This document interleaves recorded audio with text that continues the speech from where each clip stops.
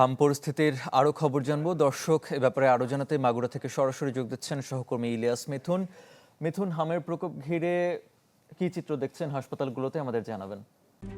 RICL TMX, যুগের পর যুগ স্থাপনা থাকে মজবুত।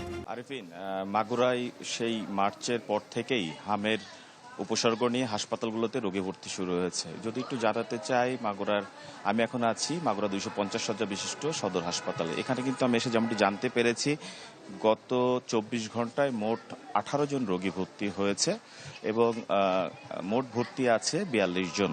তো সব মিলে বলা যায় মাগুরায় কিন্তু হামের যে উপসর্গ নিয়ে হাসপাতালে রোগী ভর্তি সেটি কিন্তু চলমান রয়েছে। তবে মার্চ মাসের পর এপ্রিল মাসের দিকে মাগুরাতে কিন্তু হামের টিকাদান কর্মসূচি চলে। সেখানে কিন্তু মোট 94,441 জনকে টিকাদানের আওতায় আনার লক্ষ্যমাত্রা নিয়ে কর্মসূচি শুরু হলেও 95,753 জনকে হামের টিকা দেওয়া হয়। তো সব মিলিয়ে আসলে বলা যায় মাগুরার যে স্বাস্থ্য বিভাগ তারা প্রথম থেকেই হাম নিয়ন্ত্রণে কাজ করে যাচ্ছেন এবং মাগুরার সদর উপজেলা সহ তিনটি যে উপজেলা আছে, তিনটি উপজেলাতেই কিন্তু আইসোলেশন ওয়ার্ড খোলা হয়েছে এবং হামের চিকিৎসা চলছে। সেখানে বিশেষজ্ঞ চিকিৎসক এবং নার্সের মাধ্যমে এই চিকিৎসাদান কর্মসূচি চলছে।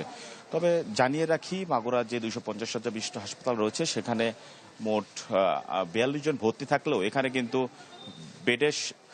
বেডের সংখ্যা রয়েছে 28টি, যার ফলে অনেককেই কিন্তু মেঝেতে শুয়েই চিকিৎসা সেবা নিতে হচ্ছে। এবং মাগুরাতে যে 250 হাসপাতাল রয়েছে সেখানে আইসিইউ সিসিউর ব্যবস্থা না থাকাতে জটিল রোগীদের কিন্তু জেলার বাইরে ফরিদপুর এবং ঢাকাতে রেফার করা হচ্ছে।